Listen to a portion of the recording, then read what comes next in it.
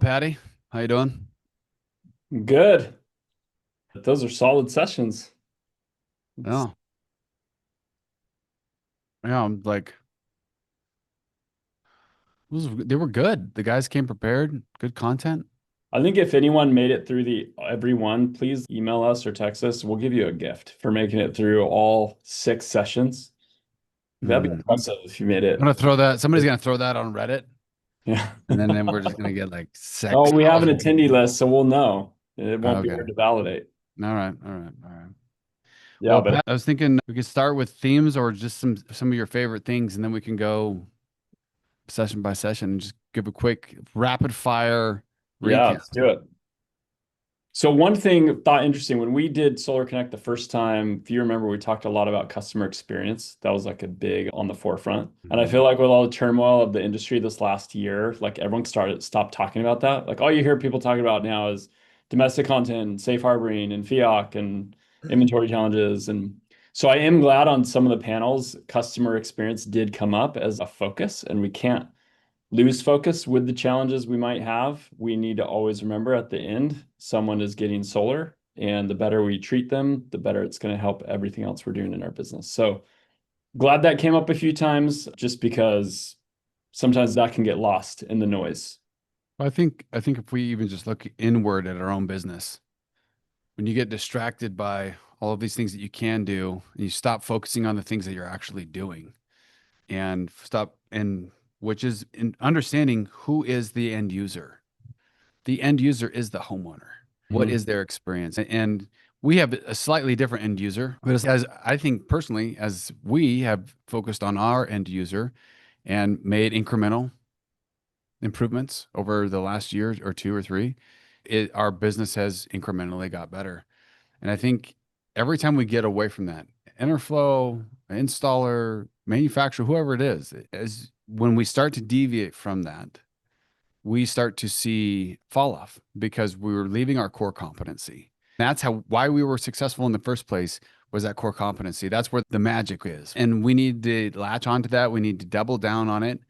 And I honestly believe because we've seen it with installers, some really good ones that I won't call out right now, but I know that some of them that I'm ones I'm talking about, but they're hyper focused on the consumer and that experience. And those guys, they don't need sales dealers, Yeah, right? they're crushing. They just crush and they just go, their referral business is out of this world and they do a great job. But because they're focused on the right things, and sometimes though, to be fair, when there's so much turmoil, we are focused on where's the next paycheck, where's Mhm. the next Yeah. tranche of money to pay for benefits, to pay for whatever it is, and we don't feel like we can do that. And there's a whole discussion for that point, but I think that's something that we started our first Solar Connect. That was a theme. That's one of them now. It's true then, it's true now, and it'll be true 10 years from now. That's something that we should always keep in focus. So good call out. Yeah, another theme I saw is the importance on getting back to the fundamentals. And maybe what we just talked about, customer experience should be a fundamental of every business. But when we think of, hey, Q1 could be tough, that's what we're hearing. As an installer, if you just focus on the fundamentals, install duration, keeping your costs down, asset light is a term we heard a few times today. But just ensure you're doing what you're supposed to be doing as a construction company and don't get distracted on, I'm going to try to build my own software. I'm going to try to get this shiny new thing. I'm going to Launch try my to, own TPO, launch my own yeah, loan. It's like, exactly. no, It's bro, like, like install jobs. yeah. Just focus on the fundamentals. That's super critical for the next 2 quarters. Maybe after that, when you're absolutely crushing, growing, you got everything dialed in, maybe then look for another opportunity. But I don't think right now, the next 2 quarters is the time to find new things to chase. I think you just focus on current pipeline, hitting SLAs, keep getting people paid, having good relationships, making sure you have your supply chain figured out. Do those things and you'll be great. You don't need to go find 10. There's enough opportunity there than to go search for new ones. Yeah. Random question that's associated with this, but if you were an installer, right? And you had the ability to hire 5 ops people or 5 salespeople, right? but these ops people are like really good and dialed. I'm like, where do you spend your resources? Yeah, it's a good question. If I was chasing 25D and I have a huge pipeline right now, I think ops, because you gotta get those jobs in before the end of the year, or you're gonna have a bunch of issues and change orders. But again, it probably goes back to what kind of salespeople. If I'm hiring salespeople that I know are gonna take care of the consumer, they're gonna generate referrals later, they're gonna create a new pipeline to help me get through Q1, then that could also be good. Yeah, I don't know if there's any wrong answers, but I think when it goes back to data, we got a lot of good data from other groups. We're sitting on a mountain of data that I know that we'll be releasing to everybody that they can get their hands on. But if I'm an installer in the end of 25, beginning of 26, I want to get the best data that helps me understand where I'm succeeding as a business, where I'm mediocre as a business average, and then where I'm failing. And then I want to address I want to address both. I want to lean into where I'm successful. I want to stop the stuff that I'm not successful at. And I want to improve, unless it's like a core competency that I should be good at. But there's endeavors and initiatives people have out there that are like, they're like, oh, we're doing this and this, but it's you're making $1.40 for every dollar you put in on this side, but you're making $1.05 on this side. Yeah, Stop doing that and do this. You'll never know that. Like Robbie said from Empower, it's like most of the time until I really started getting to data, it was about all based on feel. Well, crap. yeah, Like you can only get so far doing that, right? It sounds like gambling, really. And so let's get the data in there so we can make these good decisions. And then if with that, I would almost lean towards if the data told me that it was operations, then I would sure. Yeah, hire those 5 operations people. If it said, no, my operations actually pretty good, we just need more gas, then I would do that. But I set you up that way because I was like, really, it's all about the data, and the data leads to customer experience. The data leads to all of these decisions. And if we don't have that data, go get it. yeah, that was definitely the theme of the conference. Were there any other big themes you saw before we jump into each session?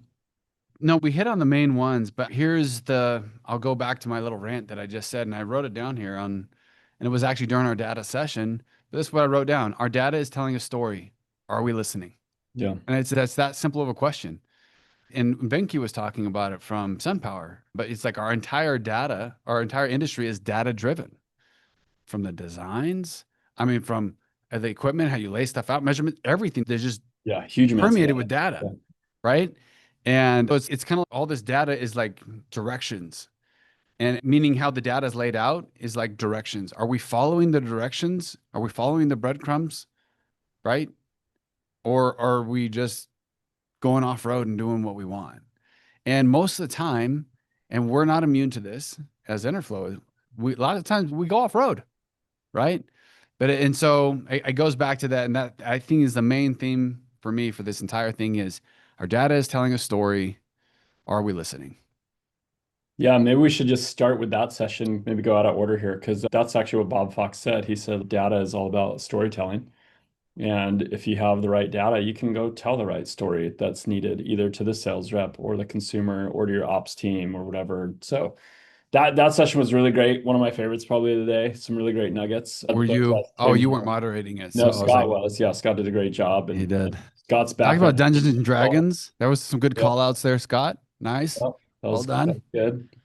But I think a couple things that stood out to me in that one. One, first you need to identify what you want to track and then find a way to do it. That was something I wrote down that I heard someone say. I think it was Robbie, because it's if you sure, like Enerflow, for example, we sit on a crap ton of data. But if you don't start with a question first, it's actually like really hard to go give you data that's meaningful.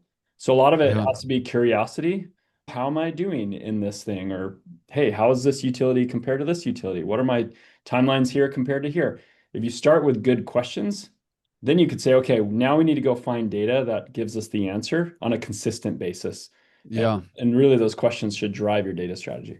Well, I find that when something's true, for example, it's true everywhere, meaning what like truth begets truth and it connects to truth. And for example, like in sales, lots of times, especially the new sales guys, we think about we got to ask a lot of questions or we got to give people a lot of first it's like we just show up as education guy and we just give a lot of Mhm. answers.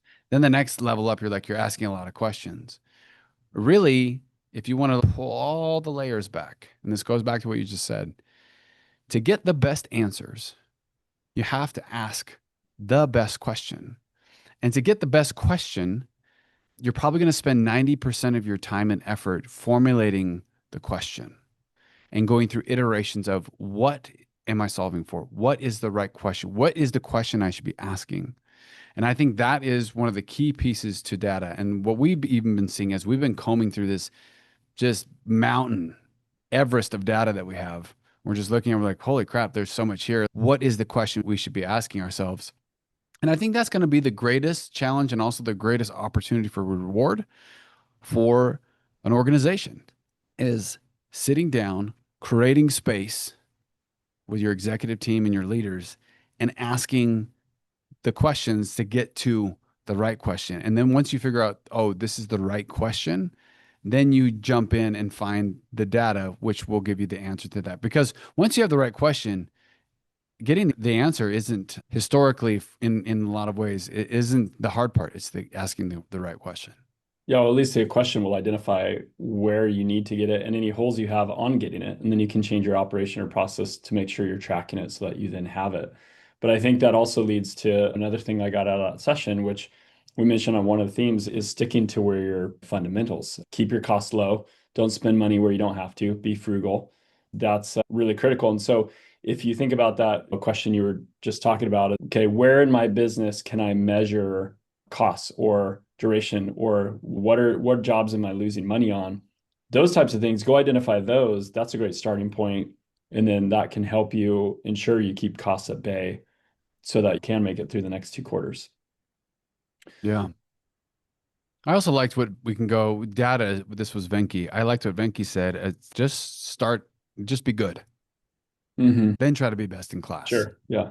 And sometimes we get ahead of our skis and just focus on the fundamentals. Like, how can I, and it's just the small things that aren't sexy. It's like, how can I take my site survey time from 4 days to three, from 3 days to one? How Right. can I take this? And you just work on these little segments, micro segments of your business. Because if you can make 5% improvement here, 3% here, 2% here, you just made 10% improvement. Right. And I think we're often looking for a home run or a silver Totally. bullet or something that's big and sexy and amazing. And lots of times the success comes from daily diligence to the small things. Yeah, And those so base hits. I like how he said that. It made me think of that. Yeah, base hits for sure. That's super important right now. Yeah, let's jump to the Ohm session. Great way to kick things off. I liked his sharing that survey data because I think that was pretty cool to see some of the optimism and then maybe back it up with some objective data. But I think the story there is very clear. Utility rates are just going up. They're bonkers. 26% or whatever showed in Florida. I was like, what in the world? So I think the demand for solar is still here. And so it's really just, hey, how with the new financing landscape, with TPO, with domestic content, fiat, inventory, other stuff, just navigating the sale, you lock that down, you're going to be just fine. The demand is there. Demand is not the issue in this industry. It's actually executing on that opportunity. So I thought his data was really great and just proves as well this company, all they do is stare at data, make a living doing it, and how critical their insights are. Yeah, I from Ohm I got battery. Like I was just like I was sitting there. I was like, I'm gonna leave Enerflo and start a battery company. Yeah, there you I was go. like, I think there's about let's. 1,000 battery companies based on RE plus. Oh yeah, I meant like a real one.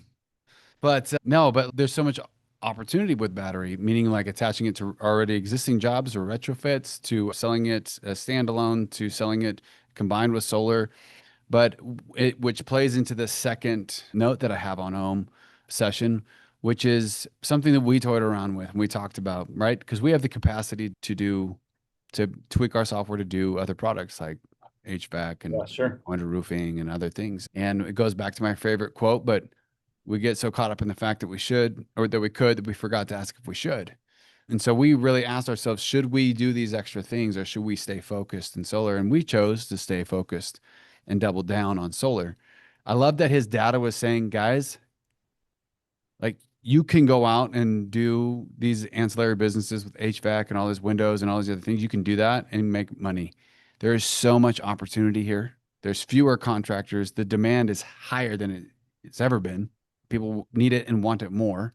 And, but instead of going wider, we talked about this in our lead session. Instead of going wider and trying to just grab every job you can, Just like maximize every job, do a great job with the customer experience and Yeah. everything else like that. But then give them a roof, give them this, and then you can make margin on other products and give them a battery and give the consumer ultimately what they want. But it's that education, which goes back to our data session of showing people and showing the rep when you do a roofing job, when you do this, and this is what it does to your pull-through rate. This is what it does. And then for the consumer, when you do this and this was what it does to your home insurance, this is what it does to this and this.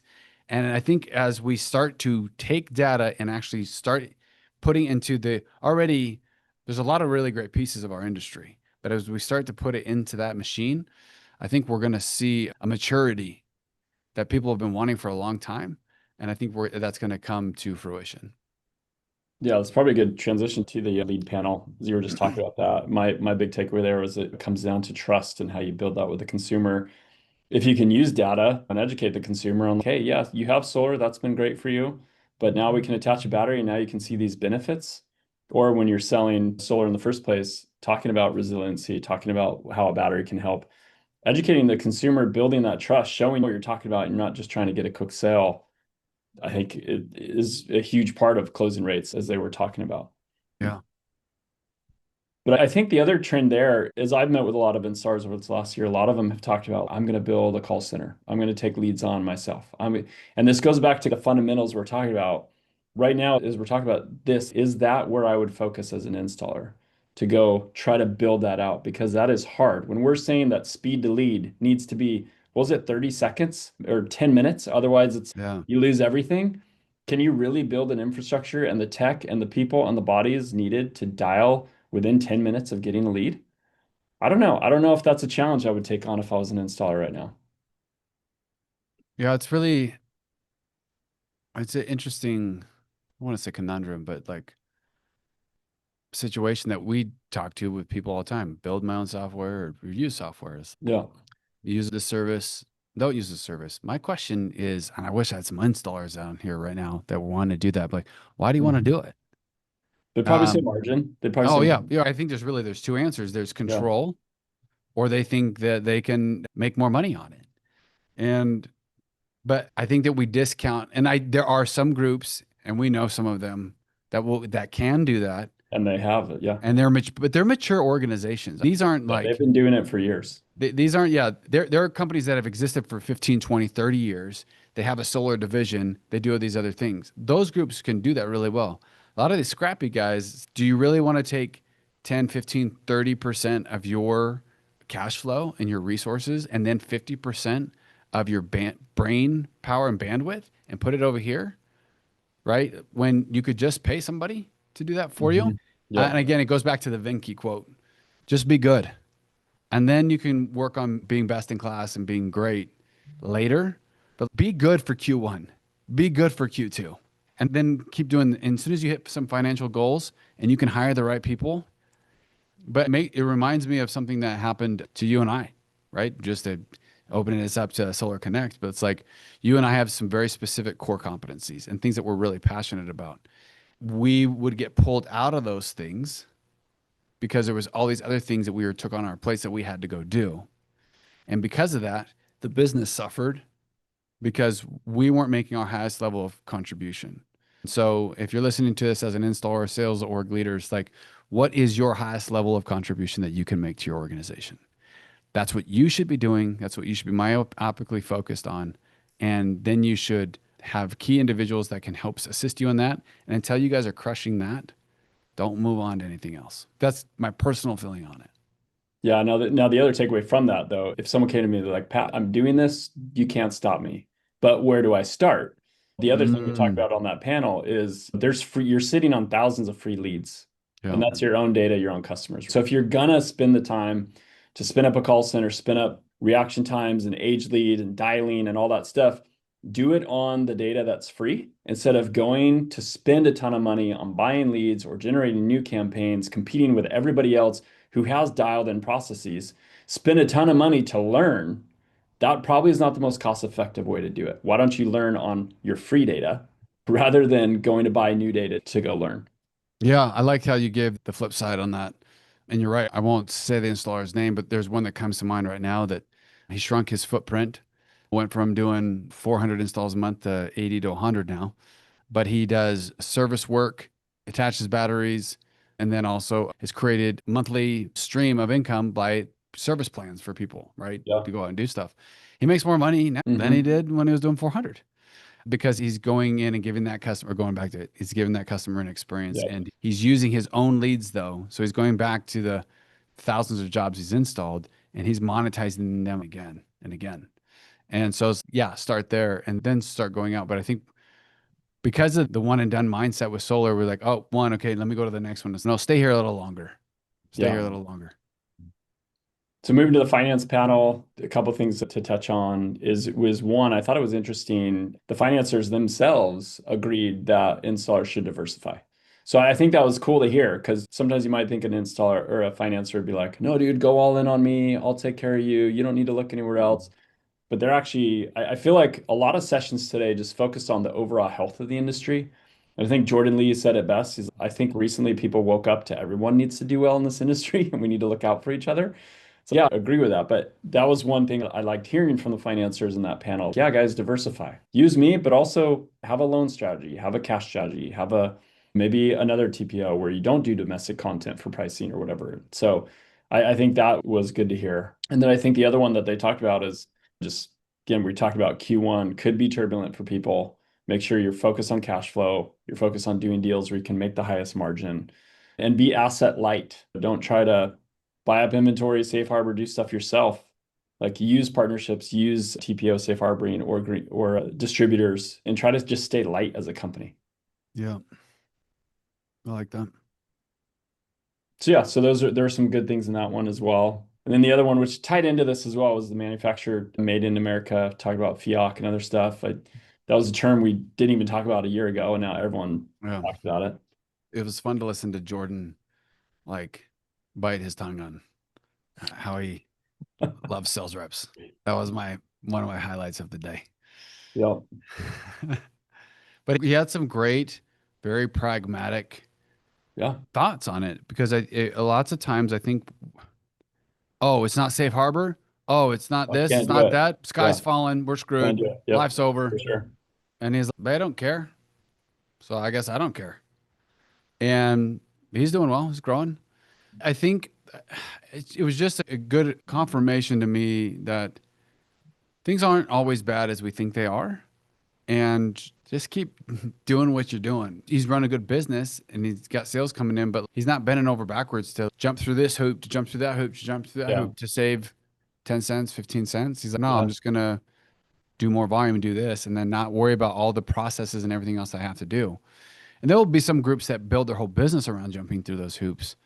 But I thought it was refreshing for other people to see, like, no, you can actually have a thriving business and you don't actually have to worry about everything that all the pundits are saying. Oh, if you don't do this, solar's dead because we don't have enough of this and this. You don't, does it really matter? yeah. That's one reason I wanted him on to have that differing opinion because again, if you think of the domestic content adder, a lot of times it's about 10 cents. So the question is, can I go make 10 cents in another way? Do I have to just go through the hoops, go through the DCA stuff, make sure I have all that? So maybe I can go pick up 10 cents somewhere else. Or maybe just by treating the customer, I can be priced a little higher than my competitor and I can still win the deal. Right. So I don't think we have to get locked in on, I have to do everything possible to get the price down as much as possible. If the juicer isn't worth the squeeze, maybe look somewhere elsewhere. Now, obviously, some TP providers are saying you can't even sell a job with me unless you use DCA. And that's another thing. But I think that goes back to diversity. Okay, maybe you use that TPO provider for domestic content stuff, and maybe they're helping you with safe harboring. But maybe you have another TPO provider that doesn't care as much, and you can put non-DCA deals through there. And diversity isn't necessarily a bad thing. I think that's also something we didn't talk about it today, but we've seen a lot of, we saw Sonova go out of business, go bankrupt. We saw Mosaic. And there was groups that were all in on Sonova, Yeah. all in on one group. And I think the diversification and making sure that, hey, I only have 5 to 10% or 15% of all my jobs into this risk bucket, right? To diversify your risk. And so it was good to see that coming from the finance side, but also good to see it coming from the installer side and everybody just saying, learning those lessons. And it just shows maturity for the industry. Yeah, another theme that came out of that was just relationships. And I think that kind of came through a few different panels. But you need to form really good relationships in this industry. And I think of the sales reps who are always shopping the red line. But I think sometimes installers shop the distributor fee and they're jumping between distributors. And Everybody, I everybody's think shopping everybody. everyone's shopping everybody. But I think maybe it is time to pick your couple favorites and go deeper with them.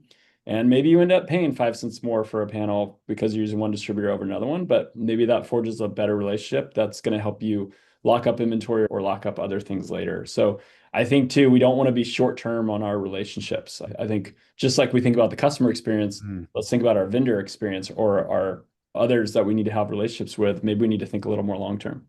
I like that as our second tagline for this. Don't be short term on your relationships outside of the data story one.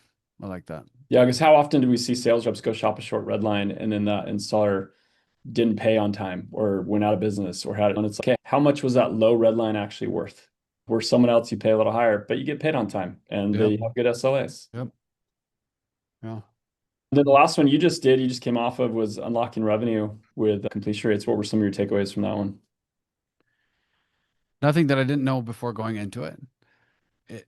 And I said this on the call on the panel, but I'll repeat it here is the data doesn't lie. We have the data. This isn't a question, does it or does it not work? Because sometimes we talk ethereally and conceptually on these panels on what about this? What about that? But we do know that if you add a roofing job that and you do it a certain way, that your pull-through rate is higher. We Yeah. do know that if you add a smart home, it can be a different brand, but if you add a smart home, your pull-through rate is higher. We do know, again, Span and other products like that, that it is higher. This is data that we have that a bunch of other groups have. This isn't hearsay or we're making it up. So the big thing was there. I don't know if it wasn't even a takeaway. It was if you're not doing something, if you're not leaning into selling benefits and creating and using these items or adjacent or like items to create customer value and customer experience and give them experience, especially between that dead time, you're failing. Like the data shows if you do this, you will make more money. You will have more installs. Your crews will be busier. You will then, and if that happens, guess what happens, Pat? Your prices with your distributors go down. You get higher rebates. You get higher rebates from maybe your financial institutions you're working with. All of when you produce consistency and installs consistently, all these other things happen for you. So if I'm an installer and I know that if I do this, if I add a roof on 40% of my jobs or 30% of my jobs, if I add a smart home and it will do this for me, then the question isn't should I do it? It is how do I do it? Which partner do I want to pick? And again, we pick a partner. We don't like shop around 80,000 times. Which partner do I want to pick and become partners with them? Have them help me stabilize and grow my business. And that was the main thing because we have the data, we know it works, and I'm just surprised that not everybody's doing it. That was going to be my follow-up. If we all know that data is there, why isn't everybody doing it? What are those roadblocks that Yeah, stop and I was it? trying to pull that out of the panel. And we got a little bit of them, but there's just, and it goes back to the data. And I wrote it down over here, but it's tell the reps the why of the data. So why do we do it this way? Why do we add a smart home? Why do we add a roof? Because it does this to your commission. It does this to your speed of commission. It does this for potential adders. It does this to your pull-through rate, which does this to your ultimate take-home of commission.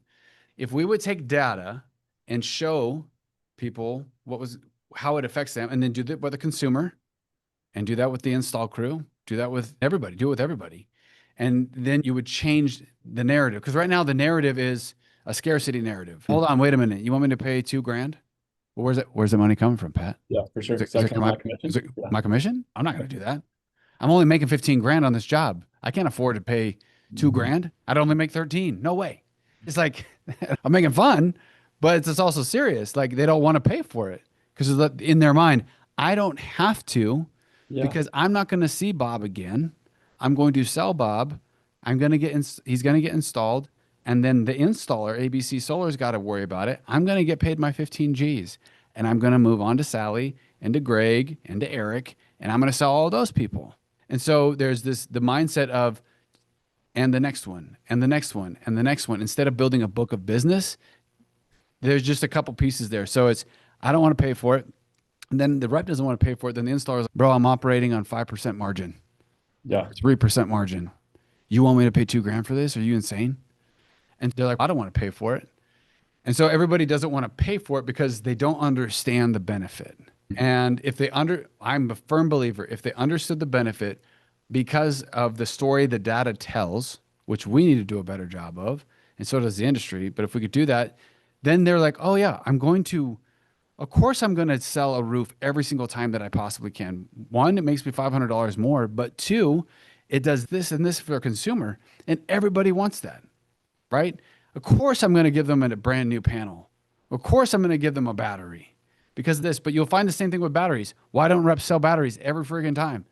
Because it changed the monthly payment and it impedes their ability to close a job. And so if you're pitching the same person I'm pitching, and you're at $180 a month payment, and now I'm at 215 because I added a battery, I'm going to lose that job because I didn't pitch the benefit.